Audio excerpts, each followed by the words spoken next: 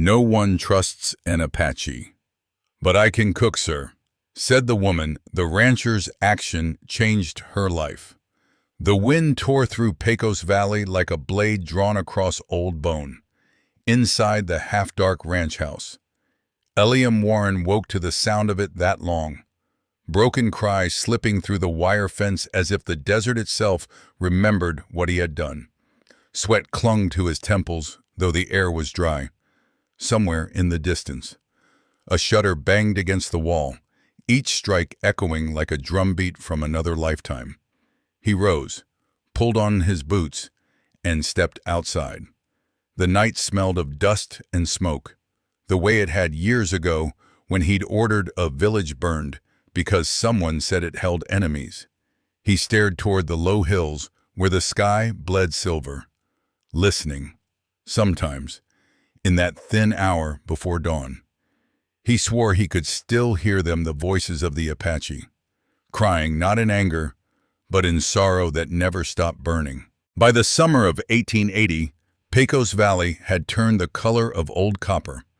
Days baked the ground until it cracked like pottery, and nights whispered through mesquite branches that rattled like bones in a drum.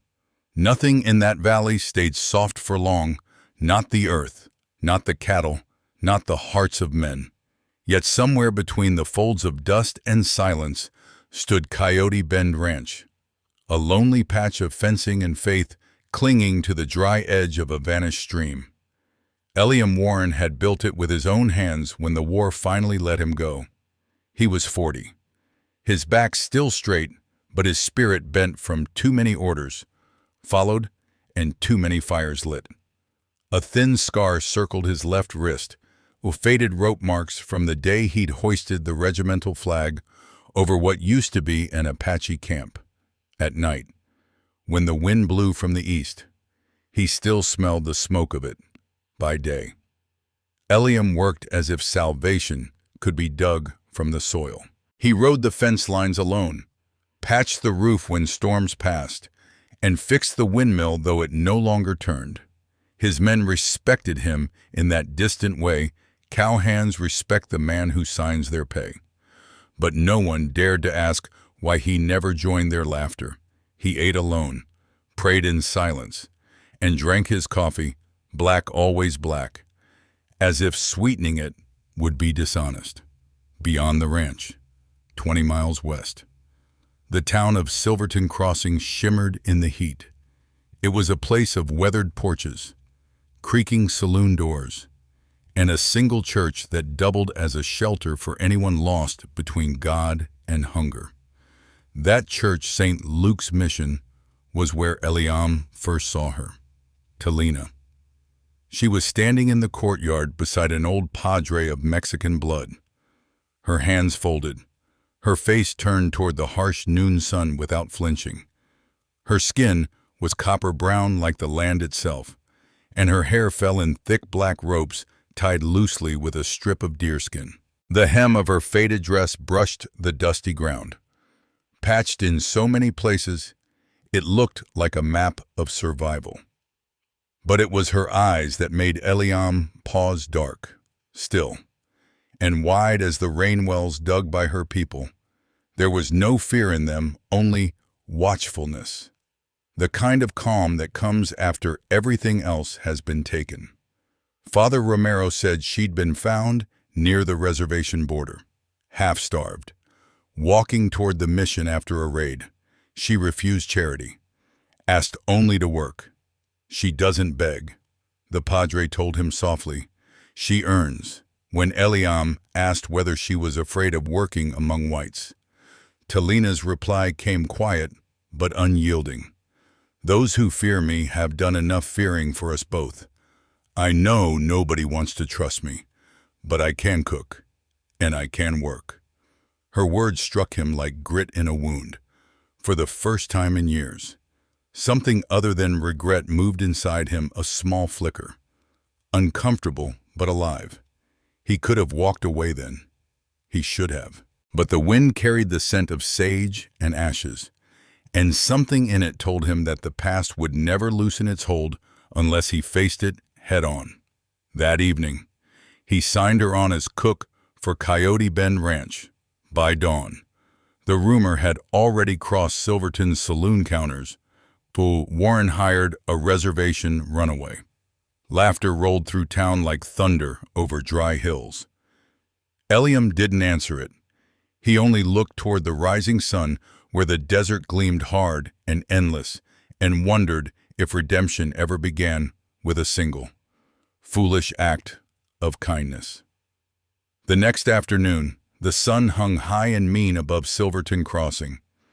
Eliam tied his horse outside St. Luke's Mission, dust rising around his boots like smoke from a dying fire.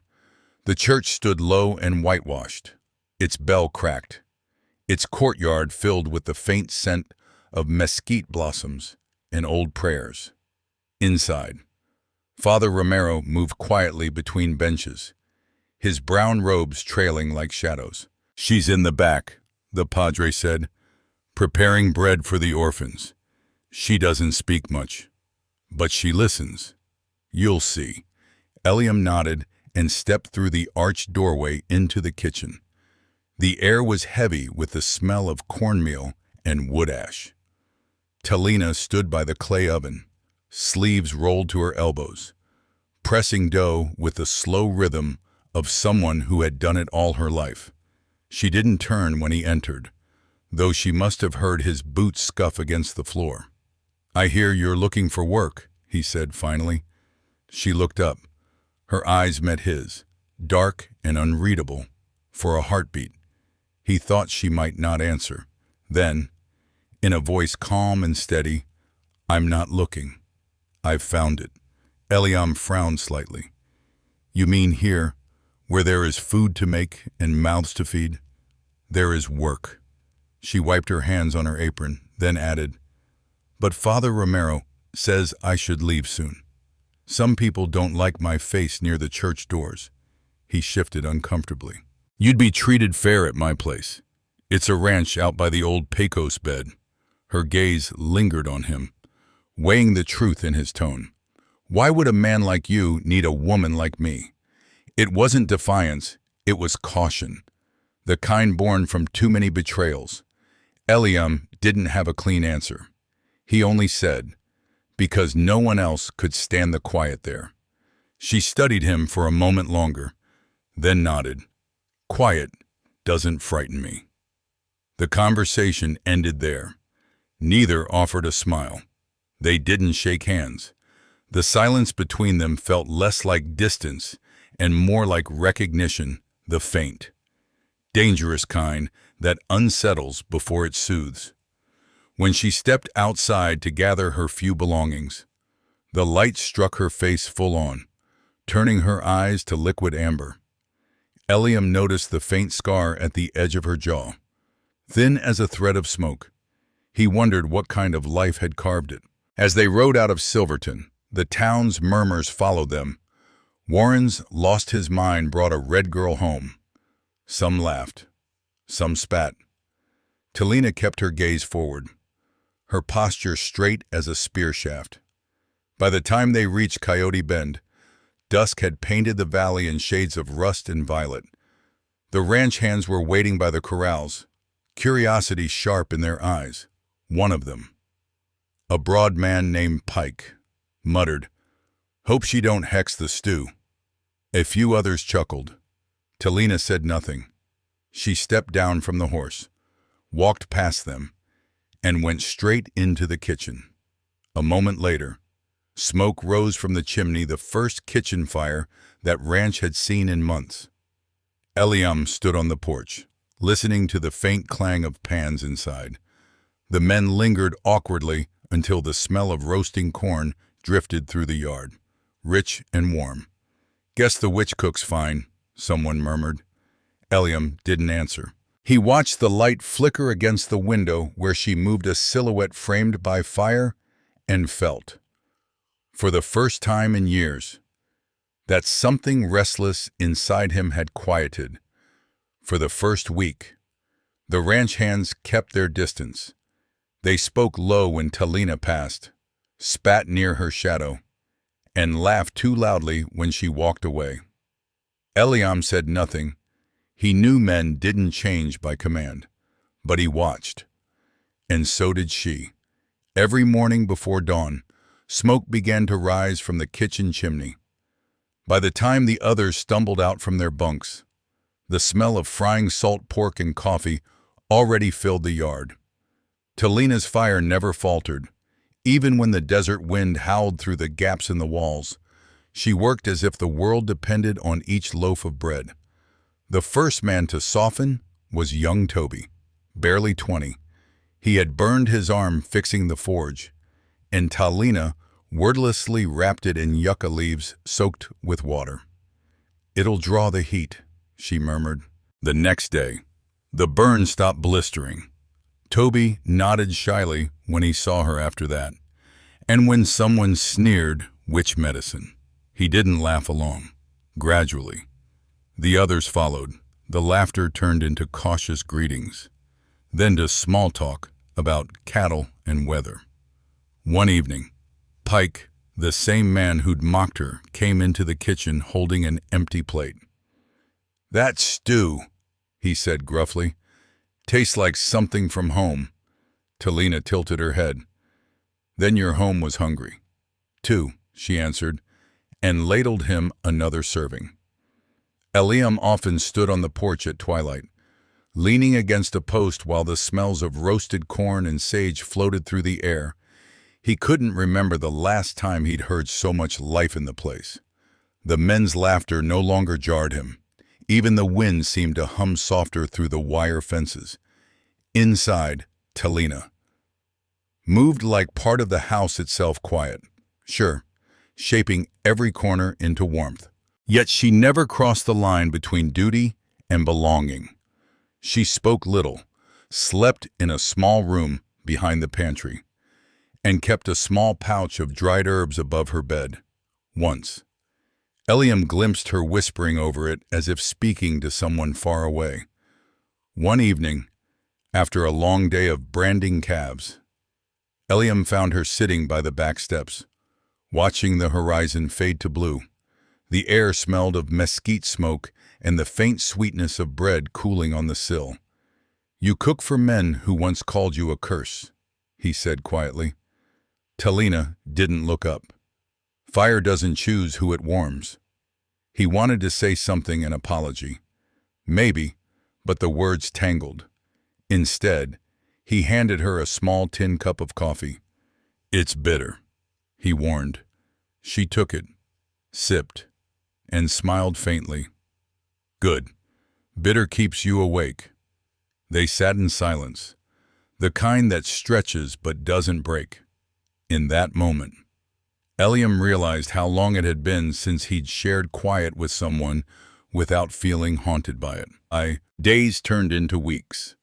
Talina taught the men to hang bundles of dried sage by the windows to keep snakes away. She showed Toby how to tell the direction of wind by the feel of dust on his tongue. When a newborn calf struggled to stand, she knelt beside it, whispering something soft in Apache until it rose, trembling but alive. At night, Eliam sometimes heard her humming in the kitchen, a low, mournful tune that felt older than the valley itself. It pulled him from his sleep, but not unpleasantly. He would lie awake, staring at the ceiling, wondering how someone the world had tried to break could carry such peace in her voice. Then came the night she fixed the roof. A summer storm had ripped half the shingles off, and Eliam found her outside in the rain, climbing the ladder barefoot, hammer in hand. "You'll fall," he shouted over the wind. She turned, rain streaking her face. "You built this place to stand. I won't let it fall for a little weather." He climbed up beside her, took the hammer from her hand. Their fingers brushed cold skin against warm, and for a second, the storm vanished. Only the sound of their breath remained. Later, when they came down soaked to the bone, she built a fire in the hearth to dry their clothes. The flames threw gold light across her face, revealing the faint scar along her jaw. Eliam found himself staring. She caught him. "What do you see?" she asked. He hesitated. A woman who's not afraid of storms. She smiled. The first true smile he'd seen. Then you're not looking close enough. The moment passed quickly, but it left something between them, a fragile warmth neither dared to name. By midsummer, Coyote Bend no longer felt like a graveyard of regrets. The cattle were strong. The men worked without grumbling. And every evening ended in the same ritual, a meal cooked over steady flames. A prayer whispered in two languages. Eliam began to think the ranch might finally be free of ghosts. He didn't know that somewhere beyond the valley, the wind was already carrying whispers from Silverton Crossing, rumors wrapped in jealousy, born from the mouth of a woman who once called herself his wife. And before long, that wind would find its way to their door. The rumors reached Silverton like wildfire, riding on gossip and whiskey breath. Beatrice Dunn, once Beatrice Warren, returned to town in a stagecoach creaking with her bitterness. Once a woman of beauty and perfume, she now wore resentment like rouge. The years had carved fine lines around her eyes, eyes that still burned at the mention of her former husband. When she heard that Eliam had taken in an Apache woman, the laughter in Dustwell Saloon turned sharp. Eliam Warren. That solemn fool, Beatrice scoffed. He wouldn't touch a woman for 10 years, and now he warms his bed with a red witch. It didn't take long before a few idle drunks and mean-hearted ranchers followed her lead.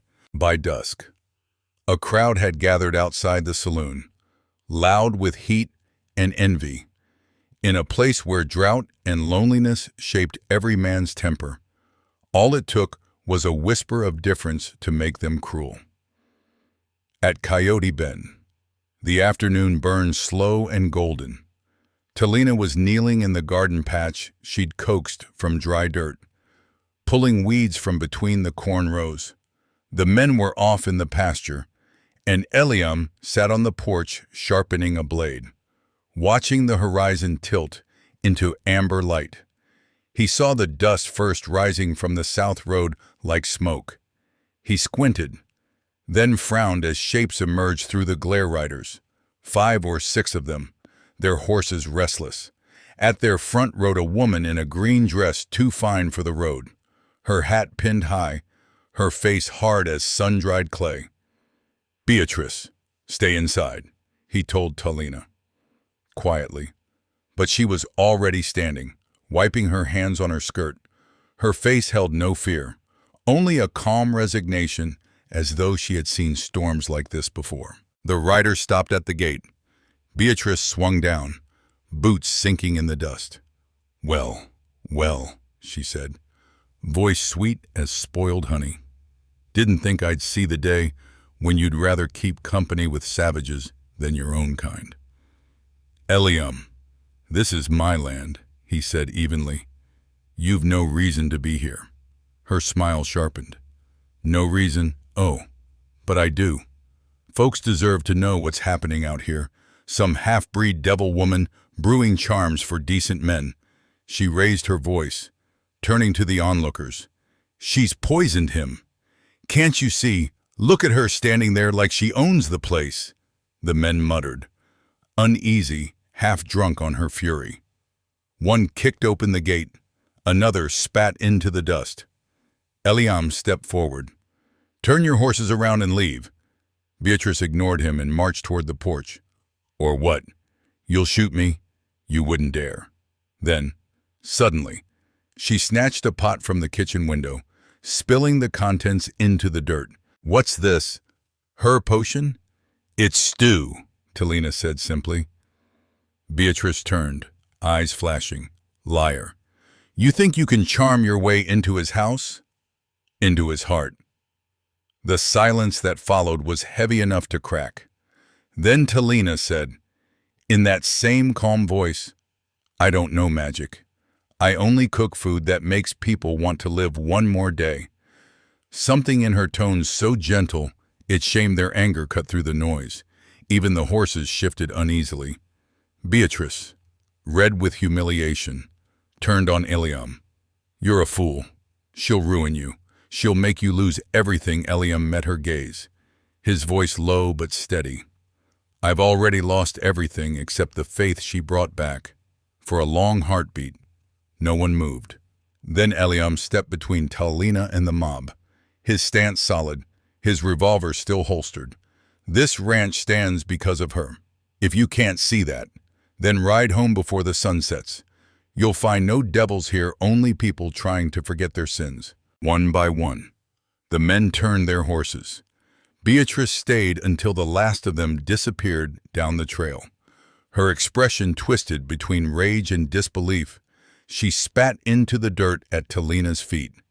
"You think you've won, little witch, but everything you touch will burn." Talina looked at her quietly. "Then let it burn," she said. "Fire makes new soil."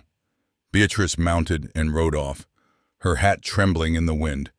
The sound of hooves faded, leaving behind only dust and the smell of spilled stew. That night, the ranch was silent. The men worked without speaking. Eliam stood by the corral, his face caught between pride and exhaustion. Talina came to stand beside him, a thin shawl over her shoulders. "They'll talk," she said softly. "They always do," he replied. "Do you regret it?" He turned to her. "Hiring you?" She shook her head. "Standing for me?" "No," he said after a pause. "I think it's the first thing I've done that felt like standing at all." For a long while, they said nothing. The stars were fierce and close, the kind that made a man feel both small and forgiven. The desert wind carried the faint scent of rain far off, but the rain didn't come. 2 weeks later, the fever hit. At first it was one of the ranch hands, then 2, then 5, a sickness that curled the gut and stole the breath. The doctor from Silverton came, took one look, and left before sundown. "Nothing to be done," he said, tipping his hat. "Pray, if you believe in that sort of thing." Talina didn't pray, she worked. She gathered herbs from the hills: creosote, sage, prickly pear root. She boiled them in a blackened pot until the air filled with a strange, earthy scent. The men lay moaning in the barn. Eliam, pale with worry, tried to help, but she stopped him gently. "You can't carry the sickness for them," she said. "You can only carry the hope." She stayed awake 3 nights straight, tending the fevered, feeding them spoonfuls of broth. On the 4th night, when her own strength broke, she collapsed beside the fire. Eliam caught her before she fell. Her hands were burning. He carried her outside to the porch where the air was cool and the smell of wet dust lingered. Far off, thunder rolled. "You've done enough," he whispered. Her eyes fluttered open, dark and glassy. "No, the fire isn't out yet." He held her hand until the rain came soft, hesitant. The first rain Pecos had seen in months. The drops hit the roof like a heartbeat. When she finally slept, Eliam sat beside her through the night, his thumb tracing the calluses of her palm. For the first time in years, he didn't dream of fire consuming everything. He dreamed of fire being tended, watched, nurtured until it became warmth instead of ruin.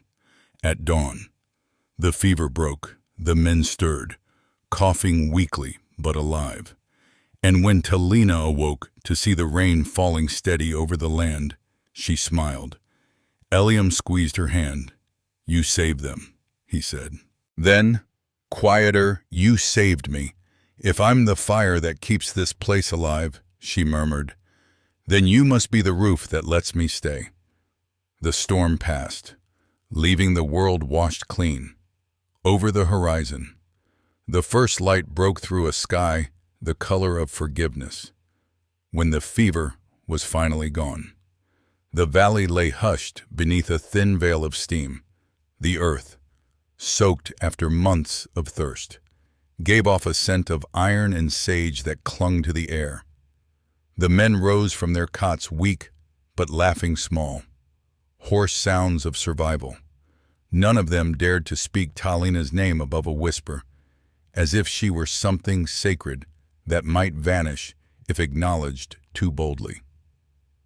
Eliam moved through the ranch like a man reborn. The ghosts that had haunted his nights no longer howled. They watched from a distance now, quiet and spent. Every time he passed the kitchen door, he heard the soft rhythm of Talina's hands working dough again. The sound made the place feel alive in a way he couldn't remember since before the war, one evening. When the sun slid low over the ridges, Eliam found her sitting beside the stream bed where the rainwater still glimmered in pockets of gold. Her shawl was draped loosely, her bare feet sunk in wet clay. He joined her wordlessly, lowering himself beside her. For a while, they simply listened to the crickets and the distant moo of cattle, both of them breathing as though afraid to disturb the stillness they had fought so hard to earn. "You've turned this place into something I almost don't recognize," he said finally. She smiled faintly. "Then maybe it's finally worth keeping." Eliam stared out over the valley. "You know what they used to call me in town, the burned captain? I earned it, the things I did." He stopped, swallowing the words like stones. "There are nights I still see the fires I ordered. I can smell them." Talina didn't look away. "My village burned, too," she said softly. "I was there. I remember a man shouting in English, a voice trying to sound brave. But it trembled. I hated that voice for years. Then one day I realized, hate makes you forget how to listen." Eliam turned to her slowly. "You—" She nodded once. "Yes, it was your soldiers." The silence that followed was sharp enough to cut. A lark trilled somewhere, then fell quiet again. He wanted to stand, to run, to disappear into the dust. But her gaze held him steady, not in accusation, but in recognition. She reached for the water, scooped a handful, and let it drip through her fingers. "I came here to survive," she said. "But I stayed because survival isn't enough. I stayed because even ashes can feed new fire." Eliam's throat closed. If forgiveness were something a man could beg for, it isn't begged for. She interrupted gently. "It's lived." The words settled between them like the last ember of a dying fire. Small, glowing, true. When he finally found his voice again, it was rough but lighter. "Then let me live it with you, if you'll let me." Talina looked at him for a long time. In her eyes he saw not pity, but strength and invitation to rebuild, not erase. "We'll see," she said at last. "Forgiveness grows like the desert rain, slow, but it comes." A breeze stirred, carrying the smell of mesquite smoke and wet earth. He reached out, hesitated, then touched her hand lightly. As one might touch a flame they no longer feared. She didn't pull away. They sat until the stars came out, the sky deep and endless. Eliam thought of how easily the world could have ended for both of them, and how quietly it had begun again instead. That night, before sleep took him, he passed the kitchen doorway. Talina was still awake, tending the small fire she'd built in the stove. The orange glow spilled across her face, and he realized something simple and absolute. The fire that once haunted him had found a gentler home. Outside, the land sighed beneath the cool breath of rain. The fences creaked softly. The windmill groaned back to life. In every corner of Coyote Bend, something stirred a pulse, a promise, the quiet rhythm of a place learning to live again. A full year passed before anyone realized what Coyote Bend had become. The drought never returned that summer, and grass grew where only dust had once lived. Travelers along the Pecos Trail began stopping by for water or rest, and stayed for something more. From the kitchen that Talina that had rebuilt with her own hands came the smell of roasted corn, mesquite bread, and beef stew laced with herbs that no one in town could name. They called the place Heartfire Kitchen. The name wasn't chosen. It was simply spoken one evening by an old rancher who said, "This food feels like it's keeping my heart lit." The name stayed. Silverton Crossing. The same town that once laughed at them, now sent wagons every Sunday. The men who'd mocked her lined up at her table. Some bowed their heads before eating. None ever mentioned curses again. Inside, the walls of the small cafe were the same rough planks Eliam had once nailed together for a barn. Only now they were scrubbed clean, hung with Apache blankets and carved wood spoons. And at the center of it all stood a long table that Eliam built from reclaimed fence posts, burned wood smoothed until it shone. He worked quietly at her side each night, washing dishes, fixing shelves, and listening to her hum as she stirred the stew. The song had no words, but somehow it filled the room with warmth that no fire alone could make. One evening, when the last customer left and the lantern light turned the air to gold, Talina handed him a small piece of wood. On it, she had carved words in a careful, deliberate hand, "Love is the fire that teaches us to see." Eliam turned the carving over in his palm, his thumb tracing each letter. "You think love can teach old eyes anything new?" She smiled softly. "If it can forgive what they've seen." Then yes. He looked at her for a long time, at the woman who had walked through flame and found him standing in the ashes. Outside, the wind stirred through the mesquite trees, carrying with it the scent of rain-soaked soil and roasted corn. The next morning, he nailed the carving above the kitchen doorway. By dusk, its letters glowed in the firelight, casting shadows that danced across the walls. Travelers who passed through remembered it more than the food, whispering the words long after they left. "Love is the fire that teaches us to see." Years later, when strangers spoke of Coyote Bend, they didn't talk about the war or the burned fields. They talked about the ranch where the air always smelled like bread and sage, where a man once haunted by guilt learned to laugh again beside a woman the world had called cursed. At twilight, they could still be seen sometimes, two silhouettes on the ridge above the valley, standing close as the wind moved around them. No grand gestures, no declarations, only the quiet understanding of two souls who had met in the ruins of fire and chosen to build instead of burn. And as the sun sank behind the Pecos hills, its last light caught the small wooden sign, turning the words into flame.